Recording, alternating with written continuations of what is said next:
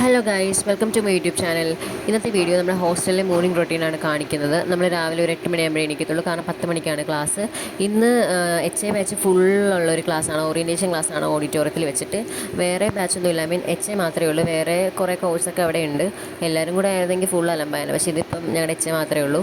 അങ്ങനെ നമ്മൾ പതുക്കെ പതുക്കെ റെഡിയാവുന്നതാണ് നിങ്ങളിപ്പോൾ കണ്ടുകൊണ്ടിരിക്കുന്നത്. ഇനിയിപ്പോൾ റെഡിയായിട്ട് വേണം നേരെ ഭക്ഷണം കഴിക്കാനായിട്ട് പോകാൻ. അങ്ങനെ നമ്മൾ ആൻറ്റിയുടെ അടുത്ത് ഭക്ഷണം കഴിക്കാൻ പോവാണ്. ആൻറ്റിയുടെ വീട് തൊട്ടപ്പുറത്താണ് കേട്ടോ.